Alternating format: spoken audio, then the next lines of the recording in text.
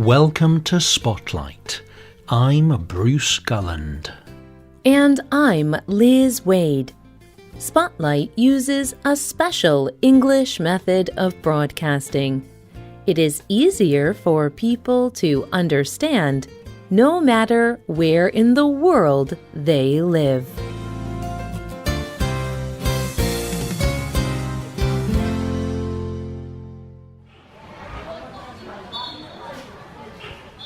The 12 boys loved to play the game of football. They belonged to a football team. Their coach helped them improve their football skills. One day after playing football, they went on a special trip. The boys and their coach visited some large caves for fun. These caves under the mountain were very deep. The boys enjoyed exploring the underground paths or tunnels in the caves. After an hour, they decided to go home. But they had a problem. They could not find the way out. Water blocked their way. Heavy rain had made the tunnels flood. The boys knew they were lost, and they were trapped. Today's spotlight is on the rescue of this football team from the Tham Luang Nang Non caves in Thailand. This football team was called the Wild Boars. Their young coach was Ekapol Gentawong. He knew he had to keep the boys safe. He made sure that the boys stayed together.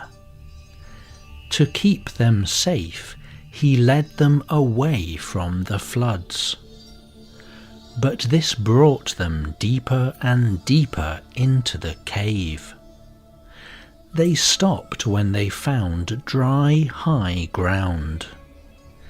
They hoped the floodwater would go by the next morning. Back on the surface, people started to search for the boys.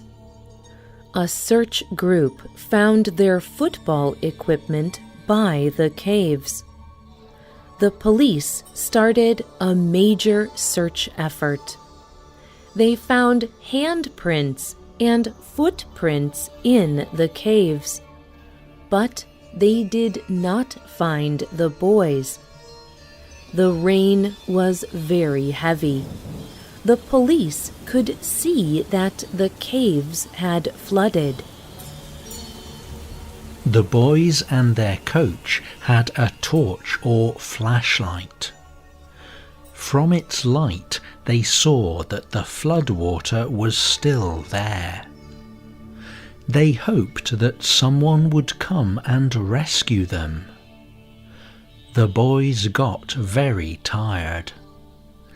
They did not have food to eat, but they were able to drink water. Pornchai Kamluang is 16 years old. He was one of the trapped boys. He explained, "We drank water that fell from the rocks. On the first day, we were okay. But after 2 days, we started feeling tired."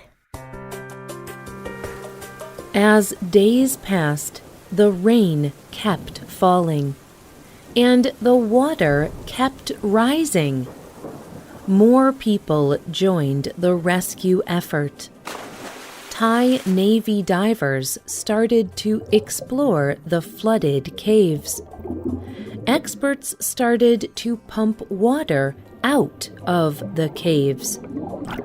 Expert divers from the United Kingdom joined in the search.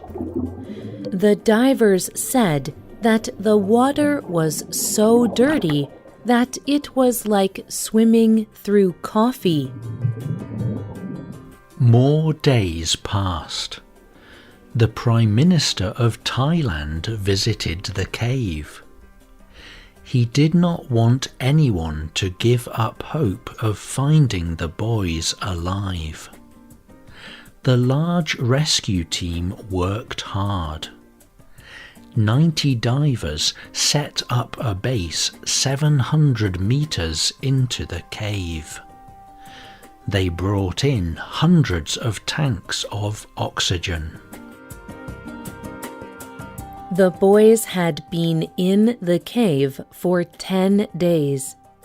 But then something wonderful happened. They heard voices.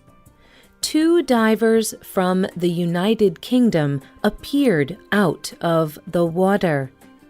Padule Saman was the only boy who spoke English. He was 14 years old, so he ran to speak to them. We heard some people talking. Coach told us to be quiet and listen. I was amazed because they were English. So I said, "Hello." They asked, "How are you?" So I said, "I am okay." Padule answered the rest of the divers' questions in English. He translated for the other boys. He told the divers the boys needed food. The divers were happy that they had found all the boys and their coach. But the divers were also worried. They had found the boys 1 kilometer under the surface and 2 or 3 kilometers into the mountain. The divers did not know how they would get the boys out. Stanton was one of the divers. He said, "As they were coming down the tunnel, we were counting them. We got to 13. Unbelievable. They looked in good health. But when we left them, all we could think of was how we were going to get them out. So it was happiness mixed with worry." During the next few days, the rescue team worked hard to prepare for the rescue. They brought blankets, food, and light for the boys. The boys needed to build up their energy before attempting to escape the cave. experts used pumps to reduce the levels of water that blocked the way out. And divers brought more containers of oxygen into the cave. They used these to improve the quality of air in the cave. Divers also brought oxygen that the boys would need to use during the escape. They would be totally covered by water, so they would need to breathe oxygen from a container. The boys had never used this equipment before. Everyone knew that the escape would be very difficult and dangerous, but the boys needed to stay calm. Extreme fear or worry could affect the rescue. However, even experienced divers found the trip difficult. Saman was an experienced diver. He died returning to the outside of the cave. He ran out of oxygen. The coach later said, We were deeply affected that Saman sacrificed his life to save us, so that we could go and live our lives. We were very sad.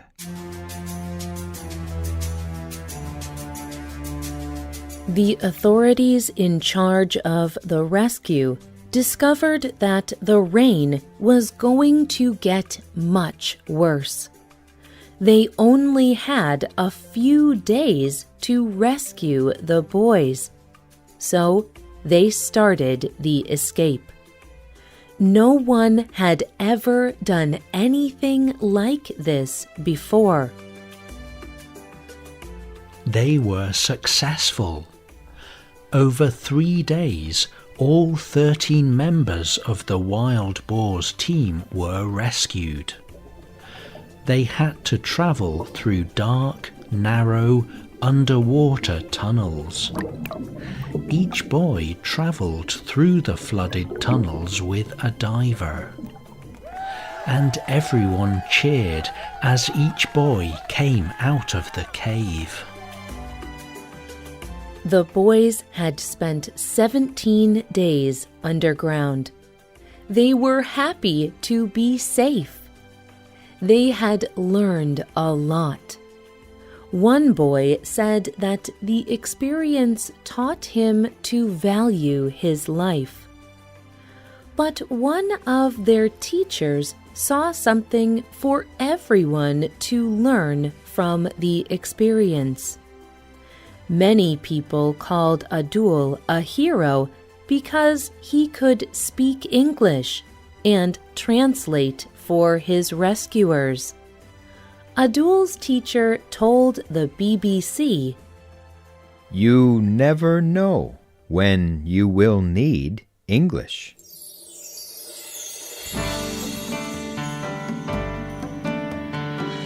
Did you follow the story of the boys' rescue?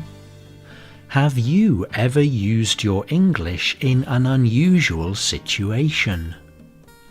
You can leave a comment on our website or email us at radio@radioenglish.net. You can also comment on Facebook at facebook.com/spotlightradio. The writer of this program was Katie Blake. The producer was Bruce Gulland. The voices you heard were from the United Kingdom and the United States. All quotes were adapted for this program and voiced by Spotlight. You can listen to this program again and read it on the internet at www.radioenglish.net. This program is called Thai Cave Rescue.